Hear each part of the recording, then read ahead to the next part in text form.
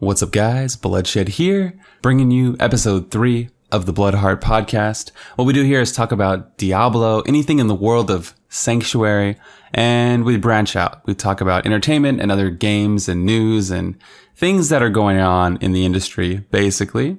I post episodes on Tuesdays. You can look for them pretty much on the 4 major platforms. You can find podcasts like Apple Music, Spotify, and of course on my YouTube channel. YouTube is pretty much where the comments are, so a lot of people will comment in there. You can join the chatter. I've been posting on YouTube, but you can also tweet at me at Bluddshed if you have any questions for next week's episode, or if you just want to share your thoughts and opinions on what's going on. Today's weekly topics include Mike Morhaime speaking out on the Diablo auction house and things like that.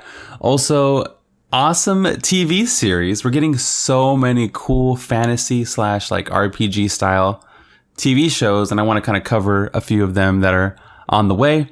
And some World of Warcraft mount drama. I mean, we'll get into that, but yeah, there's some of the popular topics of the week. But first, I'd like to talk about my life and what's going on in the world of my Diablo, right? So if you don't know, I do a hardcore series on the YouTube channel. It's a solo self-found, meaning that it's only me. I can't play in groups, and that definitely means bounties, if you were wondering. So I got to do solo bounties. I mostly use the Challenge Rift cash, and I usually just use that for the bounties. But if I have to, I have to, especially if I need something specific from a particular act, or like a Ring of Royal Grandeur, for instance. But yeah, so solo self-found, and I do different challenges. So it's on hardcore. So if I die, it's permadeath. Even though we all have a few different cheat deaths to work around, it's, we play hardcore, solo self-found. And this season I added another layer. I'm doing a Legacy of Nightmares exclusive season, which makes it challenging since I'm playing Demon Hunter. We can't use the multi-shot to farm bounties and to farm rifts, which is the best farm build. I can only play Lawn, so I could do Lawn multi-shot. That's within the parameters of my challenge. Or I've been playing Lawn Impale. It's kind of bad, And then even if I wanted to play Lawn multi-shot, I don't have an ancient bow. And we're about 27, 28 hours in currently. I'm pretty happy with the hardcore progress. People seem to really like the series. I like filming it. I get really excited to film it. And I think we are around a GR 95 in about 25 hours played at the time anyway. So that's pretty good. We hit the leaderboard. One of the reasons I like doing the season, or the series rather, is it kind of shows people hey, even if you only have a few hours a day, or I'm sorry, even a week, right? This character is only 28 hours in. So now that I think about it, we probably only have 6 to 7 hours a week we actually play it. So that's very feasible. That's 1 day off a week, or 1 hour a day, right? However you want to break it down.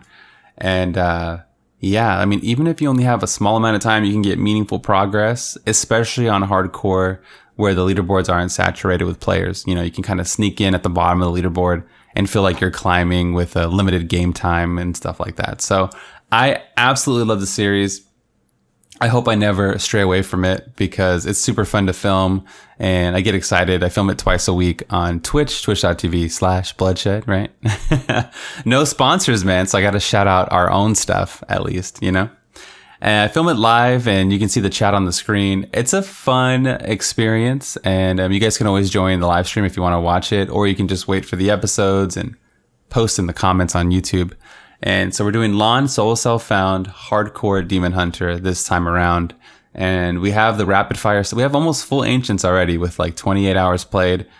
I still need a Unity. I still need that. So I'll probably update you guys on my progress every week. And in softcore, we did a lot of grinding this season. I think I have 20,000 Forgotten Souls on hardcore.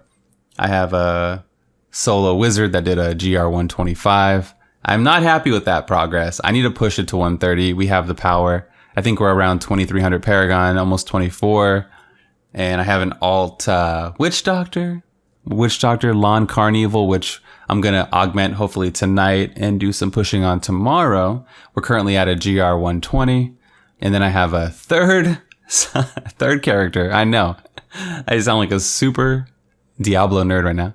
I have necromancer that I'm going to augment soon and hopefully get on the leaderboard. My goal is to have 3 characters in the 120s and I'll be happy. And then on hardcore, whatever happens, happens. I only beg for the true death on hardcore. If you know me and you've watched me play hardcore, the most important thing is to get put down in such a epic way, right? Not disconnecting, not whatever, just literally just getting snapped up, getting destroyed.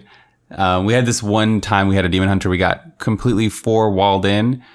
Our Kool-Aid was on cooldown, I guess. Yeah, it was on cooldown, get it? Anyway. And then so we're walled in as a demon hunter and we got like a tentacle, like the little blighter mobs just tentacled us right in the no-no square. So yeah. And then the other time Perdition one-shot me as a witch doctor and killed me. He cross-map teleported and one-shot me before I could even blink. These are the things that I look for, okay? The true death is what I call it. It's like a True Blood reference, maybe. Anything with blood I like, apparently. Blood, bloodshed, true death. So yeah, my Diablo progress has been great. Obviously, it's a little bit slower on my softcore characters. I'm a month and a half into the season. And, things slow down. Some people fall off because the progress slows down. I still like playing. I have goals and my gear's not perfect. I play the gear game. I really try to min-max my gear and build it up that way. Like, that's the most important thing to me is min-maxing my gear. And then at the end of the season, maybe testing my gear and my skill and like solo pushing, and then wipe my hands and then play some hardcore, wipe my hands clean. Like, I'm done. I'm happy. 3 characters in the 120s. And then we play some hardcore until the PTR, right? And then when the PTR comes out, we're no-lifing it and all that stuff. On to some Diablo news. First of all, I want to say shout out to everybody, okay? Pat yourself on the back, all right? You're still playing the season. If you're not, whatever. But I really want to shout out the non-meta build pushers. I've noticed on the leaderboard a lot of Lawn Meteor Shower on the leaderboard. Like, people are actually pushing things that nobody's even talking about. Lawn Meteor Shower is amazing. It's super tanky. And it's like the definitive version of Meteor Shower because you get to use all the toys. You get to use everything. You don't have to slot in the pesky set items, and you don't have to wear like any kind of set bonus. You get to wear whatever you want. It's really awesome. So I noticed a lot of Lawn Meteor Showers on the leaderboard. Also in the top 5 on softcore, there was a Holy Shotgun Crusader. This is one of the first videos I made on the PTR. I absolutely love it. We made a lazy shotgun Crusader build on the PTR and somebody's pushing with it. A few people are pushing with it. And there's one in the top 10. One was in the top 5, I believe. Actually insane, man. Taking something that nobody's talking about. And even though the build's been around on and off, it's so cool to see people pushing things that aren't just the meta.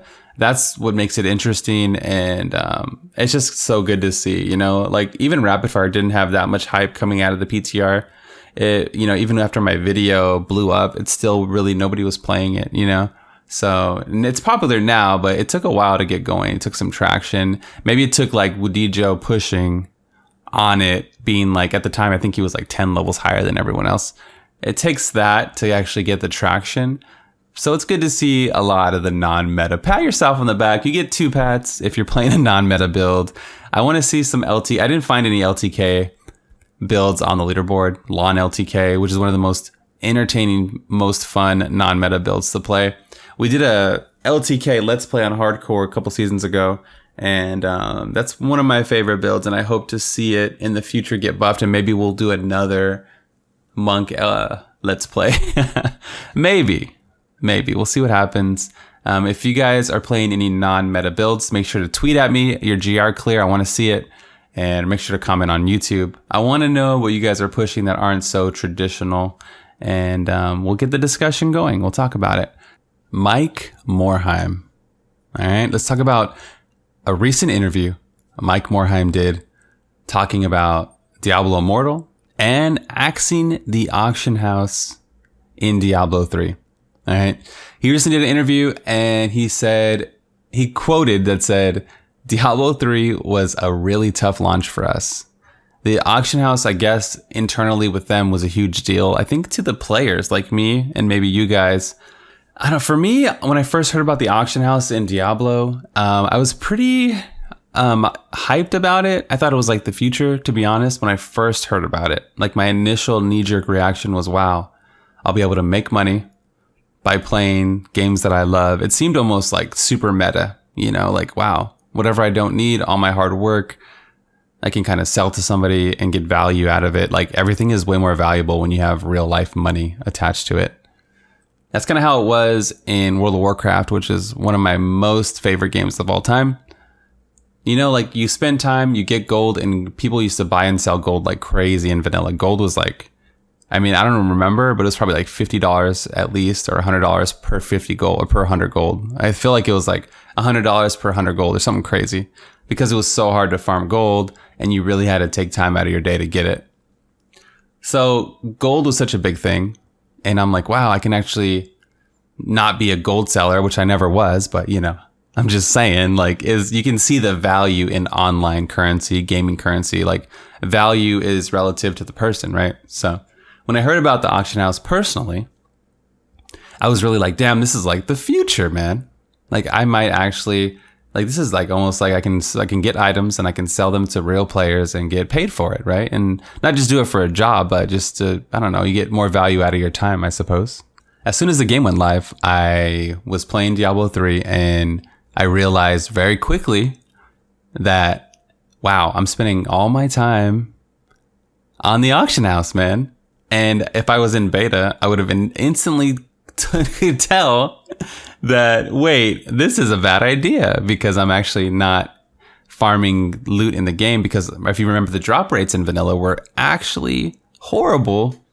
You could probably farm all day and get 1 or 2 legendaries. They even had to add a thing called bad luck protection that would basically increase your chances to get a legendary the longer it took you to get one, because it wasn't a thing, Like if you notice in clan chat, when you get a legendary, it broadcasts to the clan, because it used to be so rare that when it happened, everyone wanted to know. It was almost like getting a primal, basically. Old legendaries were almost like getting a primal nowadays. So that's why they would just broadcast in clan chat. And yeah, I very quickly knew that it was a bad idea. And their reasoning for taking it away was, people are going to do this anyway. We want to provide them with a safe and secure way to trade items. But the problem is, he said, that they didn't design the loot model with that in mind, which is true. We designed it with the auction house initially. And then when you have an auction house in a game that's dropping tons and tons of loot, it's way cheaper and easier to get secondhand items from the auction house. I remember I had my laptop at work, and I would literally be on the laptop and I would check it like, I don't know, once an hour, snipe auctions, repost them. And I got completely geared out to the teeth in vanilla. My bar was decked out just by buying and selling all day. Like, not all day, but like, I would just check it periodically and do that. So he said, as a result, the reward loop was, and I quote, completely destroyed the game. And players ended up getting their loot from the auction house instead of playing. That's exactly what happened. At the time, I even thought it was a good idea. As soon as I started playing it, I'm like, wow, this is like, so pay to win wasn't a thing back then either. I don't know if you guys remember, if you can think back to a time when pay to win wasn't really a concept. Like, it wasn't plaguing our industry. Mobile isn't what it was. And just bad EA mechanics, right? Bad battle passes and things like that. These weren't concepts really back then. So it almost seemed like it was like a new era. And yeah, he said he talked to the development team, and he said, if you could do one thing, what would you guys do? Would you remove the auction house? And they said yes, despite it being a tough move on paper, because I think they got, like I said, 1% of the cuts. I didn't actually Google it. I'm just going off memory. I think they got like 1% of all sales. So there was probably, thousands of sales per hour. Who knows, right? So they probably got a lot of money. That was how they were sustaining creating content, or that was probably funding the future expansion that they inevitably canceled. And it was actually I believe it was Mike's idea to cancel the second Diablo expansion, which sounds like a bad idea. Like, we all want a second expansion. I don't know if it was good or bad. I want a second expansion, but Reaper of Souls definitely is really good now. I think that they definitely at least with the people that are playing Diablo currently, really think that it's a really solid game and we love it. It's my favorite game. So they did a good job. They brought the game back. I'm proud of it. I'm proud to be a Diablo player. And I feel like a lot of people would say that Diablo 3 Reaper of Souls turned out to be actually amazing from where it started. So that was pretty cool. They took down the auction house and they did it for the betterment of the game. It paid off. Loot 2.0 came and really fixed everything. And it's kind of cool to see the inside of Blizzard, of what they were thinking and, the decisions that they made in the process and all that stuff. So shout out to Mike, I guess. I mean, he killed my expansion, so boo. But yeah, I guess he did a good job. Hindsight is like 2020 and all that. So if you look back, we would all change things, right? Speaking of looking back and changing things, dealing with Diablo Immortal, okay? So the conversation switched to BlizzCon last year. Mike was talking about it. On Diablo Immortal, he said basically what we already know. He said fans were expecting a Diablo 4 development announcement. We didn't get it. There was a mob of people from here to around the globe that wanted D4, and we got Diablo Immortal. And he said that they tried to manage expectations, that they weren't going to announce Diablo 4 at BlizzCon. I don't think so, man. I don't think so, right? There was so many weird things with fours being on Twitter. It's almost like they had an idea that they were going to announce it, and the fans picked up on it. There was so many like small weird clues, like the original seasonal day was going to be like on the 4th of January, and like there was like pictures being tweeted out with 4 Diablo M&Ms. You guys remember? There was like so many things that it didn't really help. It didn't really curb expectations. Like, I thought they were going to announce it. Everyone thought they were going to announce it, right? At the very least, we thought we'd get like a D2 remaster or something, right? For me, it's like what it always is. You can make a mobile game. You can make a bath set, is what I like to say on stream, right? A little bath bomb from hell, right? Inferno bomb, bath bomb. I don't know. Cologne, beard oil, breakfast cereal. How about Diablo's breakfast cereal? I don't know, man. You can make whatever you want. I say it all the time. You just have to feed your main core audience. Dead by Daylight is another game that I really play all the time off stream.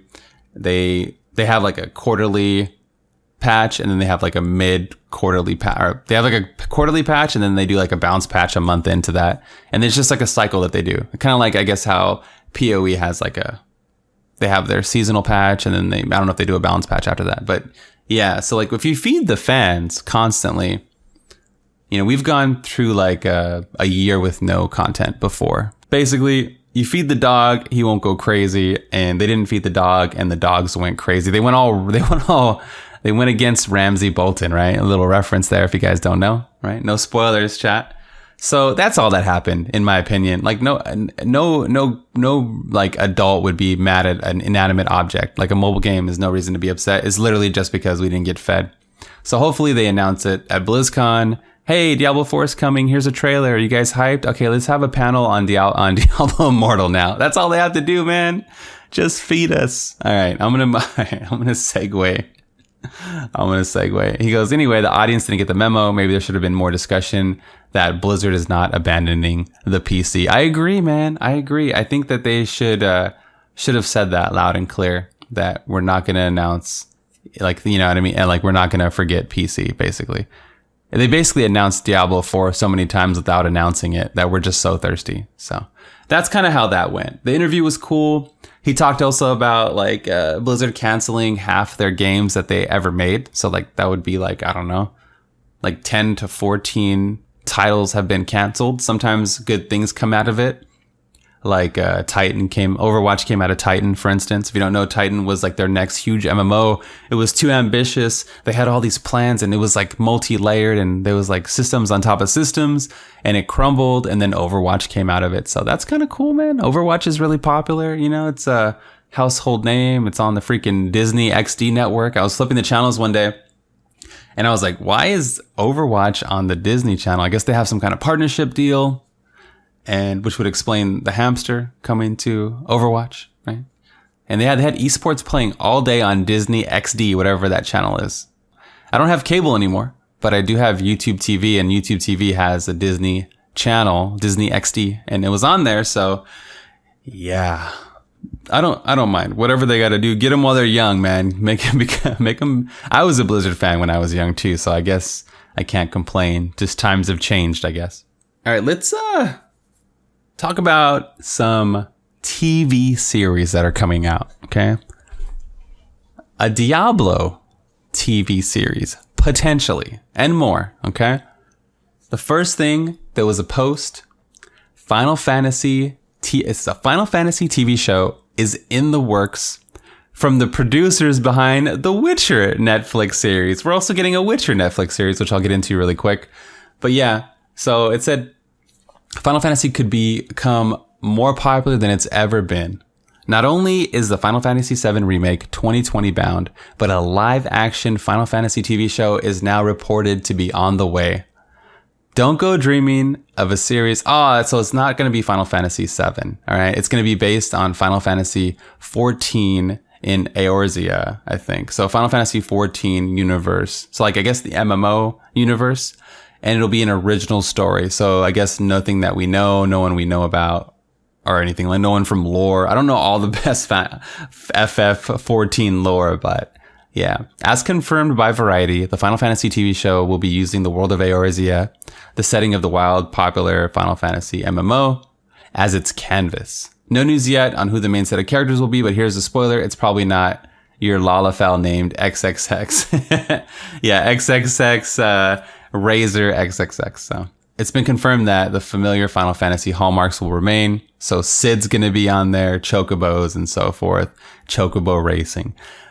This sounds so crazy, man. What would a live action Final Fantasy series like?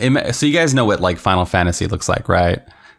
It's going to be live action, which means like Mithra. I don't know if that's the name of the race, and like the Gallica and like just like elves. It's going to be wild, dude. I don't even know who's the casting going to be or anything like that. So that leads me to The Witcher. So The Witcher people are making the Final Fantasy VII or the 14 live action series. So that's done. That's coming, right? Let me bring up The Witcher one. So they posted screenshots today of like the garb of the wardrobes and stuff. And like Yennefer looks really amazing. Actually, I think she got some flack because she's an Indian actress, which is like really stupid. She looks actually the best out of the bunch. The best casting that I've seen in a long time. She looks amazing.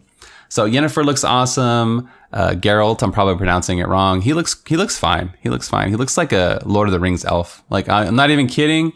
He looks like the dude that got killed on Helm's Deep on the wall. It got stabbed in the back or something. I don't know if you remember him. I can't remember his name. He brought the elves when they didn't have any help. He brought all the archers. He was that guy. You guys can tell me who he is in YouTube. I have no idea. Tweet me, man. Theorin or something. I think it starts with a T, right? Anyway, he looks fine, right? The wardrobe got some flack. Also, people were clowning on his wardrobe. The girls look amazing. The girl's wardrobe looks amazing. He got a little bit of flack. It looks fine, dude. I think it looks good. I mean, you can only make it look so legit, you know? And Henry, I think the guy that plays the Witcher, his name is Henry Cavill. Henry Cavill. You can check out the pictures online. Pretty awesome stuff. So yeah, it looks like they did a good job with the Witcher live action series. Now, these are three humanoids, right? The Final Fantasy 14 is not really there. There is a human race, but there's a lot of non-human races. So I'm not convinced. I can't wait to see if they nail it. It's like the biggest, most amazing thing you could actually do is to nail something like that. It's hard to make like elves and stuff like not laughable. I think Lord of the Rings did a good job. You know, Peter Jackson, like they did a really good job with that kind of stuff. But like dwarves, like gnomes, for instance, or hobbits, right? Like it's not so hard. I feel like when you go to like, I guess they had orcs though. Yeah, I guess they did have orcs. So yeah, when you really go to all these different races, it's probably really hard to pin down. So, I'll give you my energy. Can everyone just give them your energy? Another TV show that's coming out is the Wheel of Time series. Now, I never read these books, but a lot of people in my chat say that this is the best fantasy series of all time. The Wheel of Time is a sprawling fantasy novel by Robert Jordan. I guess it's like an older series that is just like, I guess the books are like 500 to like pages. I have no idea. I'm probably misquoting it. There's like more lore here, I guess, than even like Lord of the Rings, supposedly. And they're making a TV show. One of the most popular fantasy franchises of the literary world, The Wheel of Time, is getting a live action. So this is the third live action fantasy show. Originally authored by Robert Jordan, the 80 million selling books from 1990 to 2013 series depicts a sprawling mythology, right? A feudal and magical tropes with elements of Eastern mysticism. Indeed, these books bear philosophical influences from the European and Asian culture. Damn. Notably, Buddhism and Hinduism, centered on the idea of time being a cylinder in nature. Okay? All right. Amazon, it's going to be on Amazon, by the way, so they got the bankroll. Amazon gave a series order to The Wheel of Time back in 2018, setting the project as an hour-long series that will stream on Amazon Prime Video. Oh my God. It makes me want to read the books, but I can't I'd have to like watch a video. I have to like binge. There's no way, bro. Like these books seem like they're crazy. Some of the cast members are Rosamund Pike. She landed the lead role on The Wheel of Time as Morhaime? I'm sorry, I don't know these characters. So yeah, that's pretty cool, man. The Wheel of Time director is he's gonna direct the first 2 episodes of The Wheel of Time. And he's done stuff on Black Sails, Deuce, Defenders, Lethal Weapon, and stuff like that. So he looks like pretty legit too. She looks awesome, man. I think this is going to be a dope show. Speaking of hobbits, elves, and things like that, there's going to be an actual Lord of the Rings TV show, man. And Amazon is paying for it all. It's been nearly 2 decades since the first installment of Peter Jackson's Oscar-winning Lord of the Rings franchise. But back in 2017, Amazon Studios won the rights to produce at least 5 seasons of the Lord of the Rings TV series. Actually insane. Given the sheer volume of material that Middle-earth and Tolkien produced during his lifetime, Amazon could approach the series from all kinds of directions. So they kind of gave us a little FAQ. It has a $250 million budget. Production of the series needs to start within 2 years. They've already signed on the dotted line in 2017, which means it's happening. I guess they've been filming in New Zealand, building sets and everything. So it's going to be, a lot of it's going to be filmed in New Zealand. Amazon has revealed that the series will be set during the 3,441 year period before the events of Fellowship of the Ring in the J.R. Tolkien timeline, known as the Age of Numenor, the Second Age. This means, unfortunately, that we probably won't see many of the characters from the original series in it as they weren't around during this time. But you probably see some of the elves, right? Isn't like Elrond like a bazillion years old and stuff? So that might be pretty cool. He said 3,400 years is quite a long time, so it's not totally clear what part will be seen. The rise of the big bad thief Sauron, or the formation of the last alliance of the elves and the men take place in the tail end of the Second Age. There's all kinds of stuff. But it's pretty awesome, man. Like, this is just like I'm just like super geeked out, like looking at all this again. A Lord of the Rings show. Can you imagine? So many shows, right? So we have freaking Witcher, Wheel of Time, Lord of the Rings, Final Fantasy. Like, this is going to be insane. Like, I guess this is like we all grew up, right? So like we all love this stuff as kids and we're the market now. So they're making stuff to appeal to us. It just seems crazy that it's happening. Now the part that you want to hear. What about Diablo? Diablo's fantasy. All these other shows are also fantasy. The long-rumored Diablo animated series is supposedly being produced by Netflix. So it's not live action, unfortunately, but it looks like it's going to be animated. It may actually exist because a recent trademark registration that hints at the series is still in development. The rumors of a Diablo series started circulating in 2018. When screenwriter Andrew Cosby posted on Twitter that he was in final talks to be the showrunner and writer of an upcoming Diablo animated show that was being made in collaboration with Activision and Netflix. So I remember this. He tweeted out, he goes, yo, I guess I can talk about this now. I'm in final talks that we're making a show about Diablo on Netflix. It's going to be awesome, all this stuff. And he deleted the tweet, man, like an hour later. And then no one ever said anything ever again. It was so suspicious. It kind of just like wetted the whistle. And this was before BlizzCon. We were even more, this is like even through fire on the flames, right?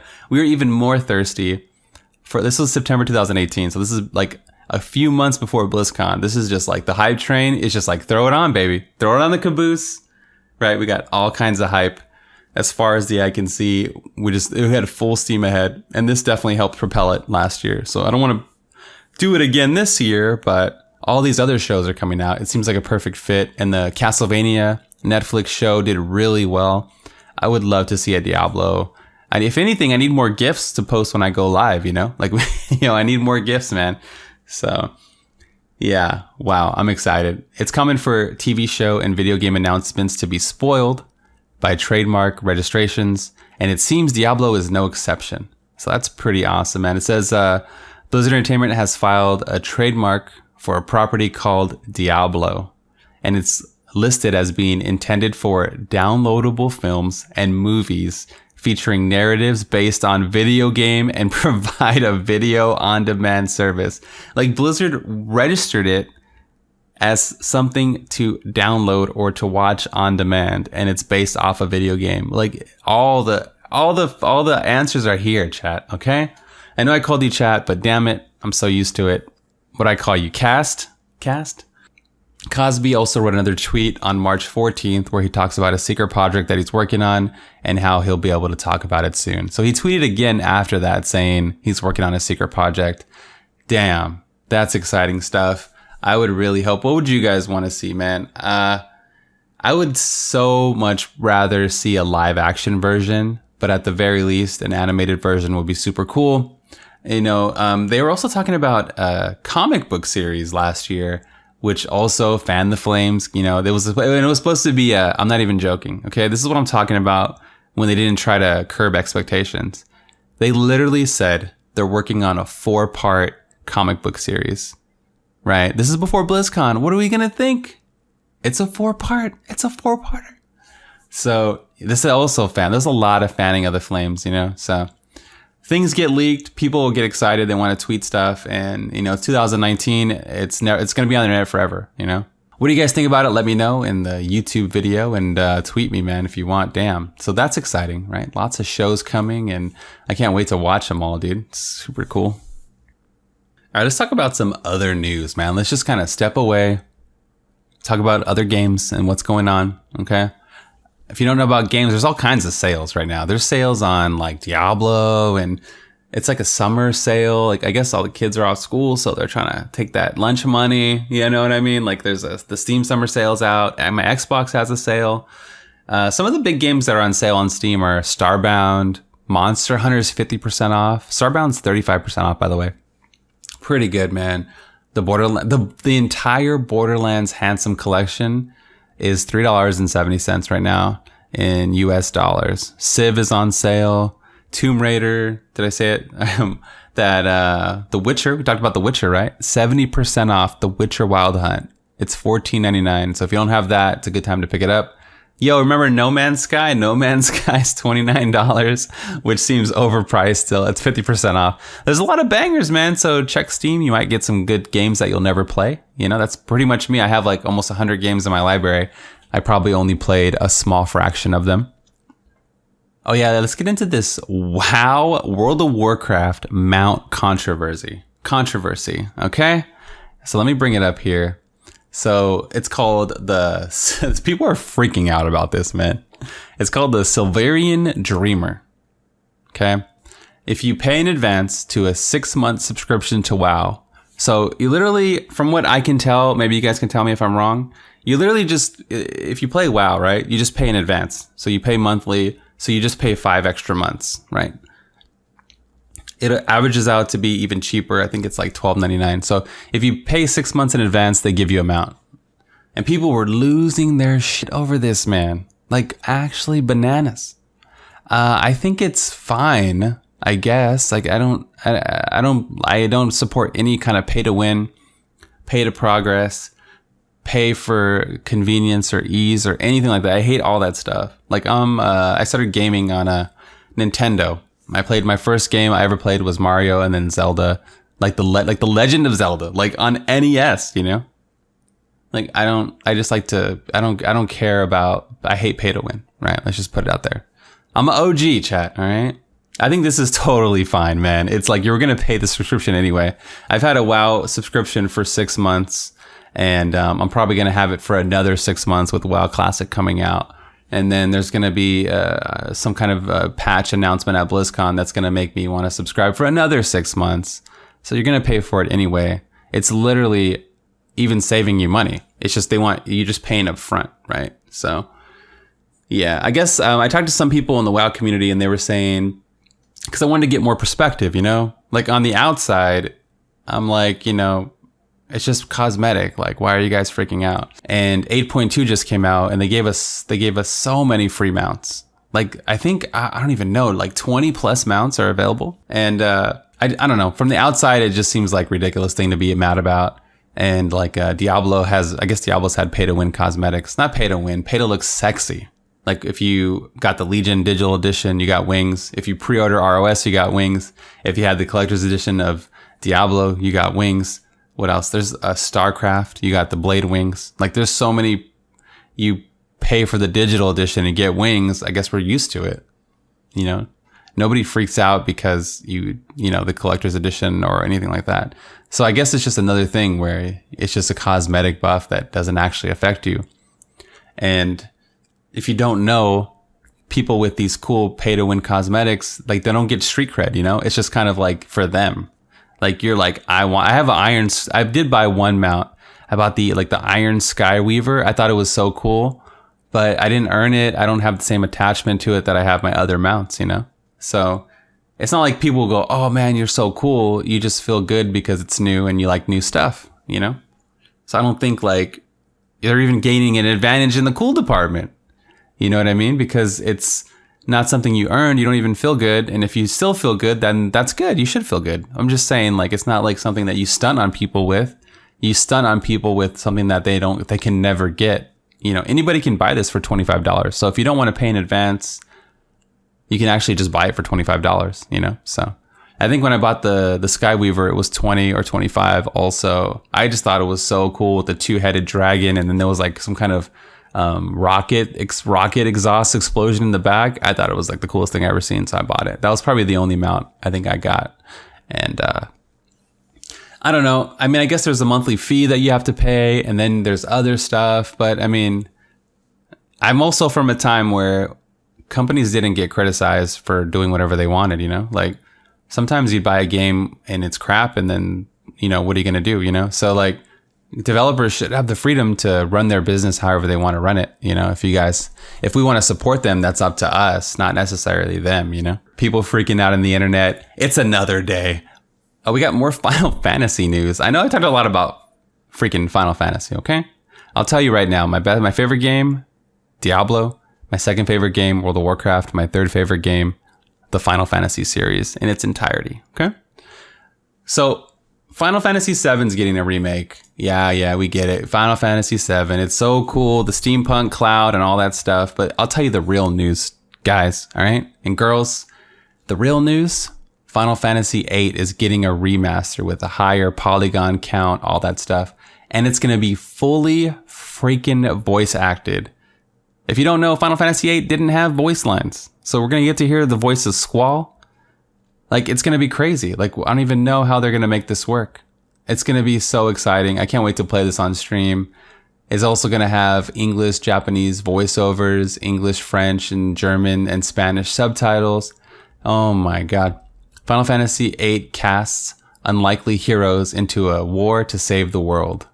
So I guess my favorite Final Fantasy was Final Fantasy VIII. So I guess I'm super geeked out over this. Better graphics for a modern era and voiceovers. That's pretty cool.